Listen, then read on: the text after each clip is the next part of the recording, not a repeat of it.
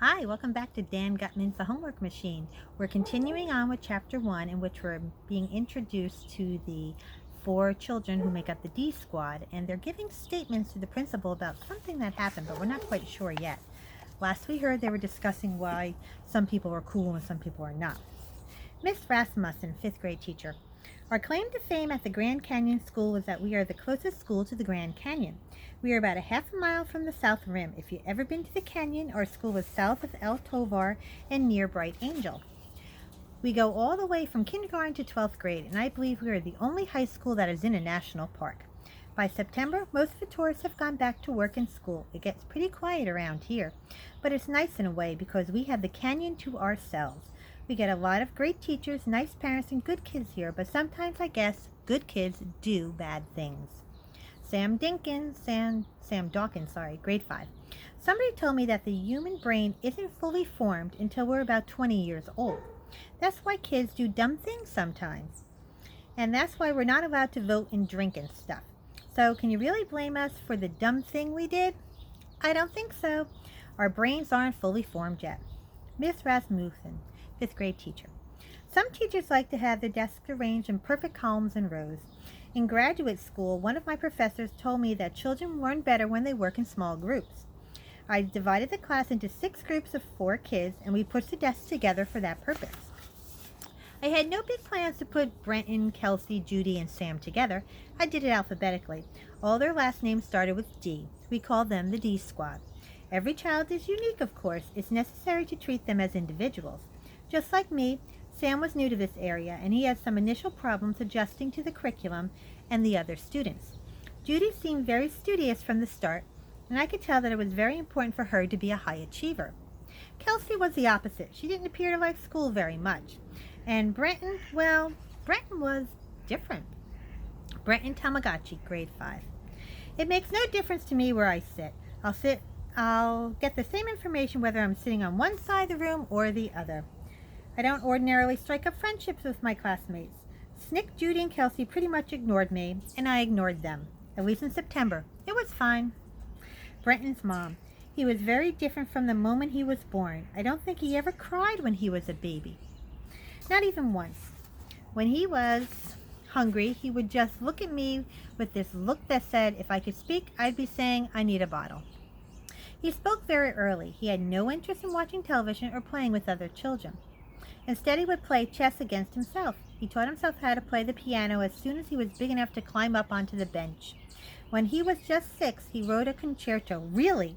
And that's what he called it, a concerto. I don't know where he got the word concerto. I still don't know what it means. He was very special. Brenton Tamagotchi, grade 5. I was thinking of starting a club for kids like me who don't particularly enjoy the company of other people.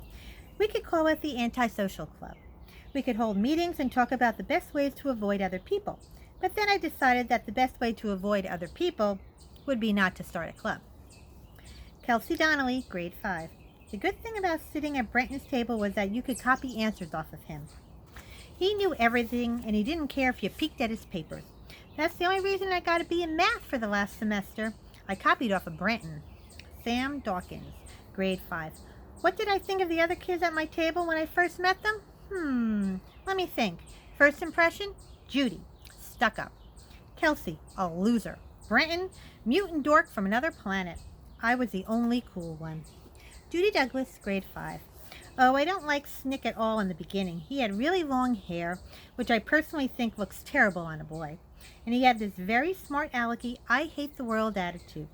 It was typical of boys with low self-esteem. I understand. He struck me as, and I hate to say this, but he struck me as stupid. Kelsey, well, she didn't seem to care about anything, and I found it very hard to relate to her, because I care so much about everything. She and Snick were not the kind of people I would ever hang around with. Brenton, what can I say about him? I was in awe of him. I have been in Brenton's class ever since first grade, and he was always smarter than me. I tried so hard all the time, and he never seemed like he was trying at all. I was in awe of his natural intelligence. I had never met anyone who was smarter than me. I almost felt like nobody should be allowed to be that brilliant. I never made fun of Brenton the way other kids did. Ronnie Teotwaki. My name is Ronnie Teotwaki. I sit on the other side of the room, near the cloakroom. Why do I have to be here? I didn't do anything. I had nothing to do with it. I never wanted to sit with any of those D-squad losers. Snickwad is a jerk. Everybody knows he got thrown out of his last school. Personally, I loved it when the four of them got in trouble. It took the attention off of me. Kelsey Donnelly, grade 5. I guess it all started because of homework. Homework sucks, but I do it. It would suck even worse to fail and then have to repeat a grade because I didn't do my homework. Sam Dawkins, grade 5. I've always been anti-homework, and I'll tell you why. We work at school all day. Then, finally, 3 o'clock rolls around, and we come home. And then what do we have to do at home? More schoolwork. It's not fair. When I get home from school, my brain needs a rest. I want to hang out and watch some TV or play video games. Homework is like punishment you get just for being a kid. Miss Rasmussen, 5th grade teacher. I came across a worksheet titled The 10 Commandments of Homework. I made a copy for everyone in the class. For their first homework assignment of the year, I asked everyone to write his or her feelings about homework. The 10 Commandments of Homework. This is what I gave them. Number 1, homework is an essential part of learning. Number 2, not doing your homework because you do not believe in homework is a self-defeating behavior. Number 3, keep track of your daily assignments. Number 4, the more you review information, the easier it is to remember, and the longer you are able to retain it. Even though you may not have written work in each class each night, you can always review or reread assignments. Number 5, it is your responsibility to find out what you have missed when you are absent. Take the initiative to ask a classmate or teacher what you need to make up. Number 6, have a place to study that works for you. One that is free from distractions. Be honest with yourself about how well you study with the TV or the stereo playing. Number 7, make sure you have everything you need before you begin to work.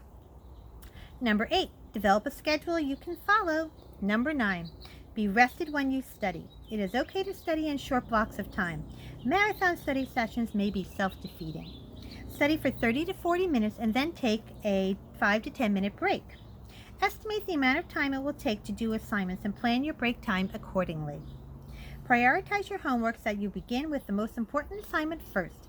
For instance, study for a test and then do your daily assignments. Sam Dawkins, grade 5. Miss R gave us this dumb assignment to write about those 10 commandments of homework. This is what I turned in. Snickwad's 10 commandments of homework. Number 1. We live in a democracy where we have freedom, right? We're entitled to life, liberty, and the pursuit of happiness. So how can I pursue happiness if I have to spend every night doing homework? Homework is cruel, totalitarian punishment created by grown-ups to take away the freedoms of poor, defenseless children. Number 2, nobody ever saved a life, won a war, stopped a crime, or cured a disease by doing homework. Think of all the good things we could be accomplishing if we didn't have to spend so much time doing homework. Number 3, doing homework causes eye strain, fatigue, insomnia, and other physical ailments. Number 4, Thomas Edison went to school for 4 months. He never did any homework, and he turned out okay. Number 5, there's a name for working without getting paid. It's called slavery. And it was banned during the Civil War. If kids are forced to do homework, they should get paid for it. Number 6, homework is proof of teacher incompetence. If a teacher is any good, students would learn that stuff in school and wouldn't have to do it at home. Number 7, doing homework wastes valuable natural resources. We have to use lots of energy to keep all those light bulbs burning.